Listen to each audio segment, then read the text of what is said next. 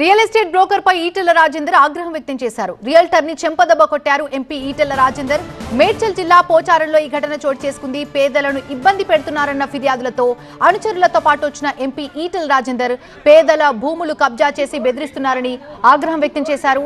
తర్వాత ఈటెల చెంపదెబ్బ కొట్టిన తర్వాత రెచ్చిపోయి అక్కడున్నటువంటి అనుచరులు రియల్టర్ ని చితకబాదిన దృశ్యాలు టీవీ9 స్క్రీన్ లో చూస్తున్నాం.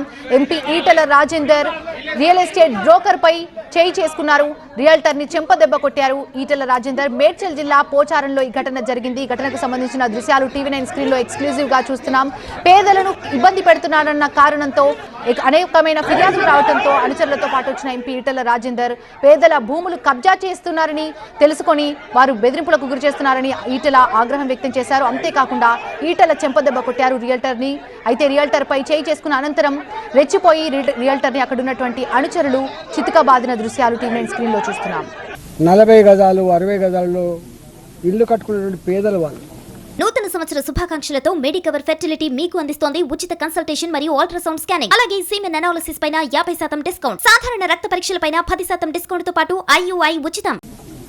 వాళ్ళు 40,000 50,000 జమ చేసుకొని ఒక రేకుల షెడ్ వేసుకుంటే కూలగొట్టిపోతున్నారు. 50,000 రూపాయల నుంచి 2 లక్షల రూపాయలు ఇస్తే తప్ప పేదలు ఆ రేకుల షెడ్లు వేసుకునే పరిస్థితి లేదు.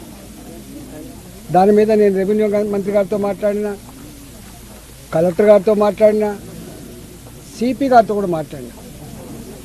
నేను 6 నెలలు అవుతుంది భారతీయ జనతా పార్టీ ఎంపీకి ఇక్కడ గెలిచి. 6 నెలల నుంచి ప్రతి నిత్యం కూల్చివేతల బాధలు తప్ప, పేదల కన్నీళ్ళు తప్ప, నా ఇండ్లు కూలగొడుతున్నారు, నా జాగలు గుంజుకుంటున్నారు, నేను కాంపౌండ్ వాళ్ళు కడితే కూడా గుండాలు బెదిరిస్తున్నారు, మా కాలనీలలో కిరాయి గుండాలు లిక్కర్ సీసాలు తెచ్చుకొని తాకుండా మా మీద దౌర్జన్యం చేస్తున్నారు. ఎటుపోతుంది సారు ఇది?